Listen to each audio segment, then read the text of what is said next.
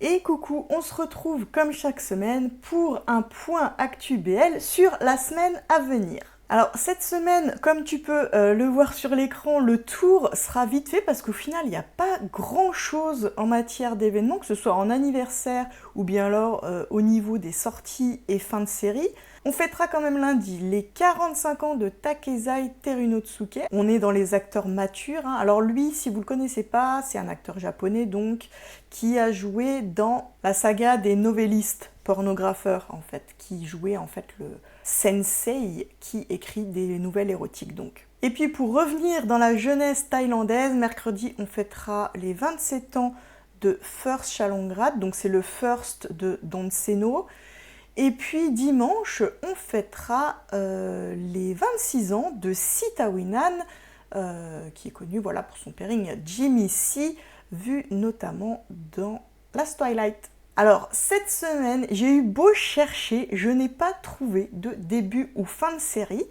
C'est un peu calme, ce qui s'explique sans doute par l'événement qui est prévu en Thaïlande, à savoir Songkran, puisque oui, Songkran, donc ça se passe du 12 au 15 avril, la semaine prochaine donc. C'est la fameuse fête de l'eau où on voit souvent dans les séries thaïlandaises des batailles d'eau dans la rue, etc. Ça correspond en fait au Nouvel An bouddhiste. Et donc, qui dit Nouvel An, en général, dit festivité. C'est pour ça que les programmes en Thaïlande, à cette période-là de l'année, en général, sont un peu modifiés, puisque voilà, ils font des directs, des choses comme ça sur les événements locaux.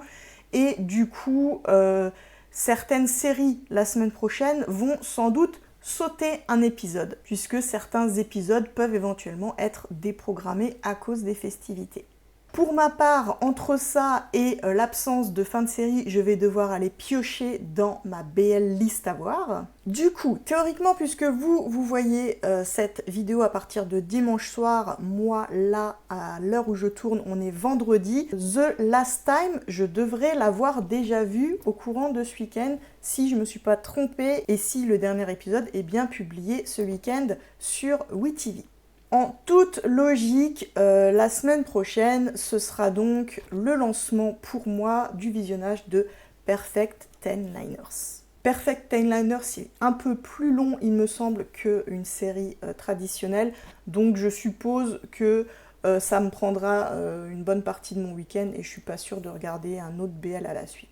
Je sais pas de votre côté où vous en êtes de votre liste BL à voir, mais en tout cas, si voilà, vous êtes un peu bloqué dans vos visionnages parce qu'il n'y a pas de séries qui finissent, parce que Songkran va vous faire peut-être sauter des épisodes, vous aurez peut-être un peu moins de choses à vous mettre sous la dent, je vous ai préparé une petite sélection de BL courts. Parce que c'est bien aussi de changer de format, voilà, vous avez 2 heures devant vous, une petite soirée à combler, vous n'avez pas envie de vous lancer sur une grosse série parce que vous n'avez pas envie de vous coucher trop tard, et ben voilà, je vous propose donc une sélection par pays de des BL format court qui pour moi valent quand même vraiment le détour. Alors j'ai fait ma recherche pour chaque pays, mais c'est vrai qu'il y a certains pays pour lesquels, pour ma part en tout cas, hein, selon mes goûts et selon mes appétences, on va dire, j'ai pas trouvé vraiment de choses qui ressortaient. Notamment Vietnam, Philippines, Japon. Il y a des titres hein, qui durent moins de 2 heures, clairement, il y en a quelques-uns quand même. Mais pour moi, il n'y en a pas qui sortaient vraiment du lot. Idem pour la Thaïlande. Ben, la Thaïlande, c'est pas du tout leur spécialité, hein, les formats courts. En général, quand on dit format court en Thaïlande, c'est soit des formats verticaux qui ont été postés sur TikTok, ce genre de choses, et c'est pas toujours très intéressant. En termes d'intrigue, hein, j'entends. Ou c'est souvent des programmes promotionnels, donc ça veut dire avec beaucoup de pubs, une histoire qui tourne un peu autour d'un sponsor, entre guillemets. C'est vrai que c'est pas spécialement bien mené, je trouve. Je suis toujours très frustrée avec les formats courts thaïlandais, alors que c'est vrai que dans d'autres pays, ça ressort beaucoup mieux, je trouve. Côté Chine-Hong Kong, et là, en l'occurrence, Hong Kong, puisque, voilà, j'en ai déjà parlé, vous savez, on n'a plus de BL chinois en fait, hein, la censure est vraiment trop présente. Donc pour avoir quelque chose plus intense qu'une simple bromance, c'est vrai qu'il faut se tourner un peu plutôt du côté Hong Kong. Et là, en l'occurrence, pour moi, Stay Still, c'est un titre que j'ai vu il y a pas mal de temps, mais qui a vraiment provoqué quelque chose. J'ai trouvé qu'il y avait vraiment une intensité dans les sentiments. Il y a une très belle imagerie. Voilà, c'est un peu dark comme ça. Rien qu'avec la colorimétrie du film, on sent cette atmosphère très lourde, intense, suave. Et personnellement, j'ai trouvé que c'était un très joli drama et qui dure vraiment pas très longtemps. Pour la Corée, alors qui eux pour le coup sont vraiment plutôt spécialistes du format court, hein. J'ai évidemment sélectionné Long Time No See, mais je vous ai entendu arriver en disant mais Amélie elle nous saoule avec Long Time No See, mais c'est pas de ma faute, il correspond à toutes les cases, à chaque fois il apparaît dans mes sélections, donc forcément puisque c'est mon BL préféré, je ne peux que vous le conseiller, et donc j'ai fait une deuxième sélection quand même pour avoir un autre avis, et pour ma part, voilà, dans tous les formats très courts coréens, celui qui est ressorti. Alors quand je dis très court coréen, c'est vraiment moins de 120 minutes, hein, moins de 2 heures. Donc il y en a certains qui durent un petit peu plus, comme par exemple le Semantic Horror ou des choses comme ça, et qui ont donc été évincés de la sélection. Mais en tout cas là, dans les formats vraiment très courts, pour moi, celui qui me faisait le plus envie, qui ressortait le plus, c'était Our Dating Sim.